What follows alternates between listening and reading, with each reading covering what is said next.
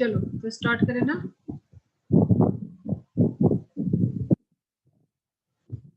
Yes ma'am. Equivalent of acids of phosphorus.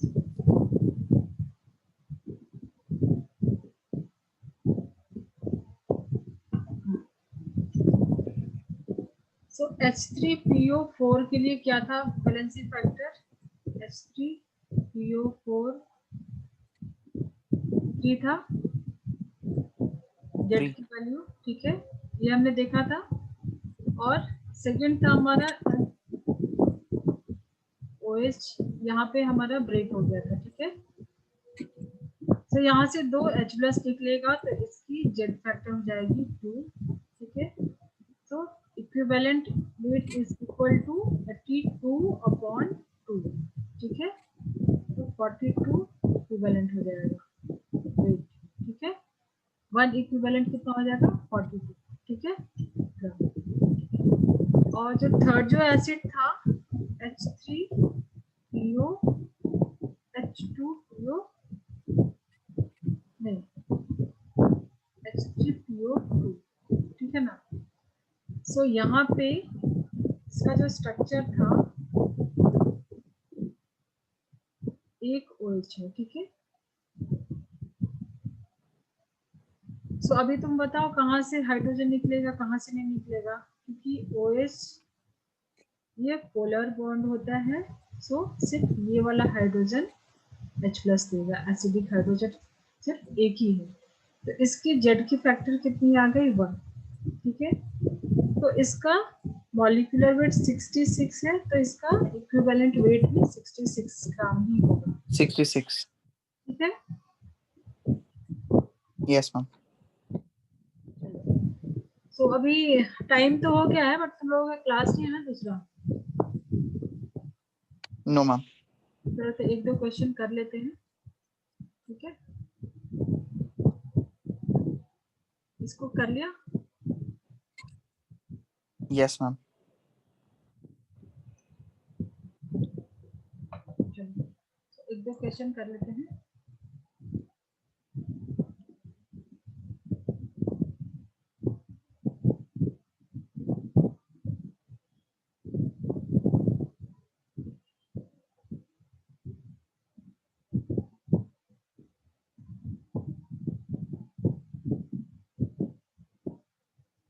Normality हमारा रह जाएगा, आज तो नहीं पाएगा।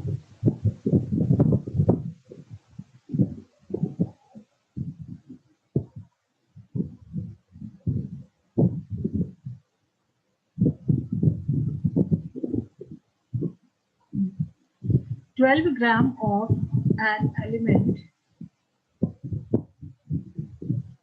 combines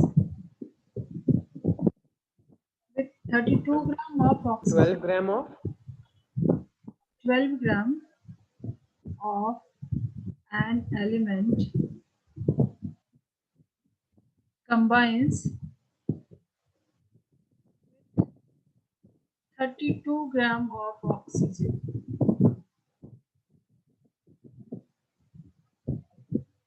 What is the equivalent weight of the element? What is the equivalent weight of the element? तो तुमको यहाँ पे गिवन क्या है? 32 ग्राम ऑफ ऑक्सीजन, ठीक है। 12 ग्राम तो दिया है, लेकिन कौन सा एलिमेंट है ये पता नहीं, ठीक है। तो इक्विवेलेंट का कॉन्सेप्ट क्या है? मान लो कि तुमने जैसे H2O है या MgO है, ठीक है। तो यहाँ पे ऑक्सीजन कंबाइन हो रहा है, यहाँ पे भी ऑक्सीजन कंबाइन हो रहा है, ठीक है। तो इक्विवेलेंट क्या है? इक्विवेलेंट का कॉन्सेप्ट ये है कि 1 equivalent of oxygen combine with 1 equivalent of hydrogen, ये है ना कॉन्सेप्ट। या 1 equivalent of oxygen will combine with 1 equivalent of magnesium. Clear है? तो यहाँ पे ऑक्सीजन जो देखोगे तो ये जनरली 2- के चार्ज पे होता है। इसका जो यहाँ पे चार्ज होगा H+, ठीक है। 2 हाइड्रोजन है, तो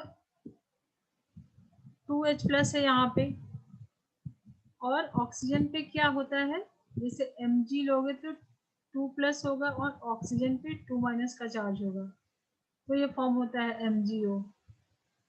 तो जनरली 2 माइनस का चार्ज होता है ऑक्सीजन के ऊपर। एक्सेप्शनल केस है पेरोक्साइड का जहाँ पे -1 होता है, बट वाटर के केस में MgO मतलब जनरली ऑक्सीडेशन नंबर जो इसका देखोगी -2 की ऑक्सीडेशन स्टेट में रहता है। रिडॉक्स में थोड़ा बहुत पढ़ा होगा ऑक्सीडेशन नंबर क्या होता है, ठीक है।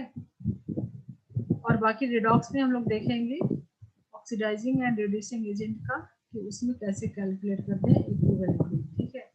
बट यहाँ पे तुमको 32 ग्राम दिया है किसका, ऑक्सीजन का। तो 32 ग्राम, तो यहाँ पे जनरली हम ये सब क्यों कर रहे हैं, क्योंकि हमको क्या चाहिए, जेड फैक्टर चाहिए।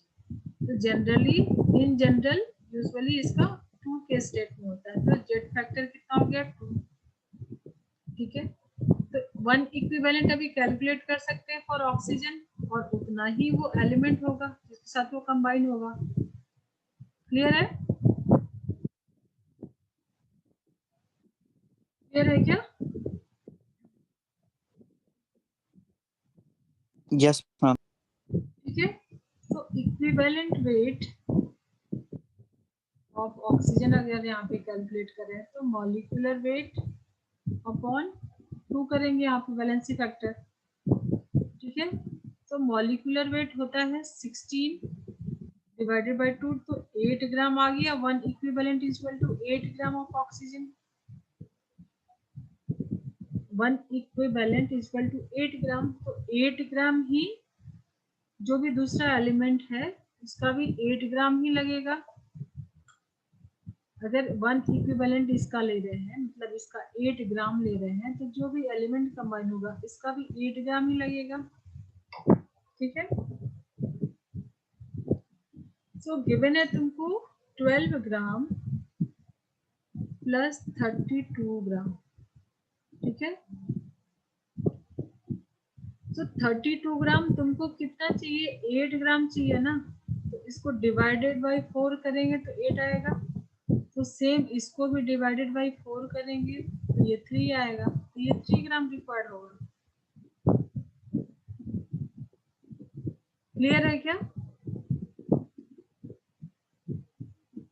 1 equivalent is equal to 8 gram, तो इसका भी 1 इक्विवेलेंट लेंगे, ठीक है। तो 1 इक्विवेलेंट 8 ग्राम है, तो हमने 32 को डिवाइड किया 4 से, तो 8 ग्राम आ गया। तो सेम 4 से इसको भी डिवाइड करेंगे तो हमारे पास आ गया एलिमेंट का इक्विवेलेंट वेट 3 है। समझ में आई क्या? क्लियर है? Yes ma'am. Yes, ma'am. चलो तो नेक्स्ट आगे करते हैं। नेक्स्ट कभी ट्यूसडे का फिक्स रहेगा या तुम लोग वंस इन अ वीक, ठीक है ना, चलेगा ना, पढ़ाना नहीं है ना class? Yes, ma'am. Yes ma'am. ये क्लास सफिशिएंट है ना? Yes, ma'am. ठीक है, तो मैं एंड कर रही हूँ और ये वीडियो में डालूंगी। तुमने एक क्वेश्चन है, करोगे? Yes, ma'am. चलो ट्राई करो, मैं बोलती हूँ। ये मैं क्लियर करती हूँ। मैं क्वेश्चन है, give the correct order of, ये स्ट्रक्चर ऑफ एटम का है जो तुमने किया है। तुमको ट्रू और फॉल्स का ऑर्डर लगाना, ठीक है। इसमें 4 स्टेटमेंट दिए हैं।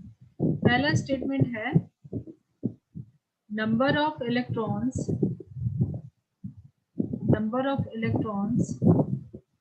having L is equal to 0 is 10 in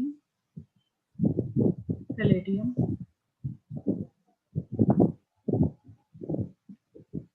second जो स्टेटमेंट है वो है द वैल्यू ऑफ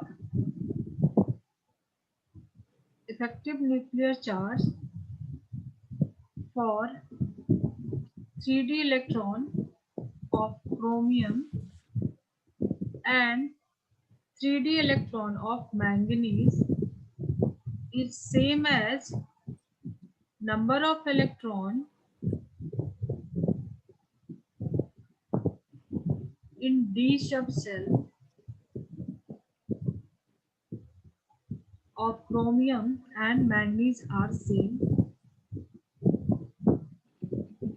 ट्रू और फॉल्स तुमको बताना है, ठीक है। थर्ड जो स्टेटमेंट है वो है multiplicity of iron is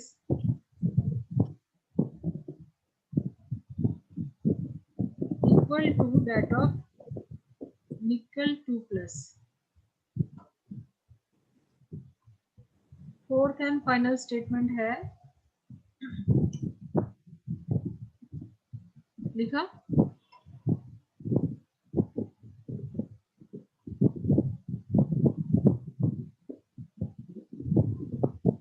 fourth and final statement है value of L upon N for last cell last electron of element having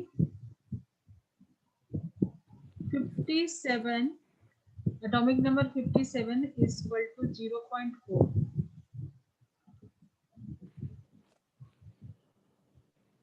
तुमको ये कैलकुलेट करना है L अपॉन N, उसकी वैल्यू आ रही है क्या, एलिमेंट क्या है जिसका एटॉमिक नंबर है 57, मल्टीप्लिसिटी आती है कैलकुलेट करने।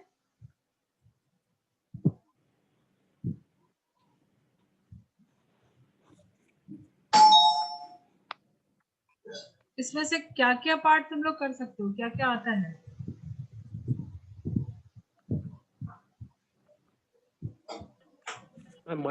मल्टीप्लिसिटी नहीं आता बस। क्या आता है? ओके, L की वैल्यू 0, L क्या होता है पता है? Yes ma'am. क्या होता है? Yes, ma'am. Quantum number. L की वैल्यू 0 कौन से सबशेल के लिए होती है, कौन से ऑर्बिटल के लिए होती है? एस। S, ठीक है। तो ये पार्ट कर लोगे, Yes. मल्टीप्लिसिटी नहीं है। इफेक्टिव न्यूक्लियर चार्ज कैलकुलेट करना आता है? Yes ma'am. क्या है फॉर्मूला?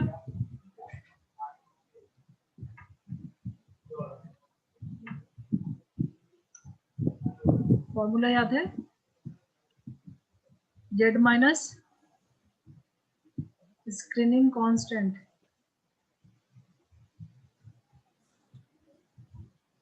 ये मैं चेक कर रही हूँ कि तुम्हारी जेई की तैयारी है क्या इस चैप्टर से।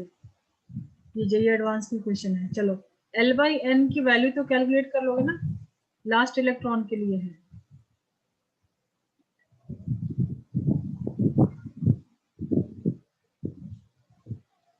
और ये मुझे आंसर तुम सॉल्व करके बताना, ऑर्डर बताना, जैसे एफ क्या है, फर्स्ट सेकंड थर्ड फोर्थ के लिए ये ऑर्डर में मुझे आंसर देना और ये सॉल्व करना। मल्टीप्लिसिटी क्या होती है, इसलिए तुमको स्पिन निकालना होगा, ठीक है। स्पिन पता है यस मैम। क्या होता है? अनपेयर्ड इलेक्ट्रॉन, क्लॉकवाइज की एंटी क्लॉकवाइज रोटेशन बेसिकली। हाँ, तो जितने अनपेयर्ड है उनकी स्पिन निकालोगे। और मल्टीप्लिसिटी के लिए 2s+1 फॉर्मूला होता है। तो जितना s आएगा ये फॉर्मूले में वैल्यू डालो, देखो दोनों का सेम आ रहा है क्या। और इसका लास्ट इलेक्ट्रॉन कहाँ पे गया है, L की वैल्यू क्या मैम होगी? पहला वाला जो है number of electron L equals to 0, तो वो तो शायद रॉन्ग है। Yes ma'am false. हाँ, कितना आ रहा है?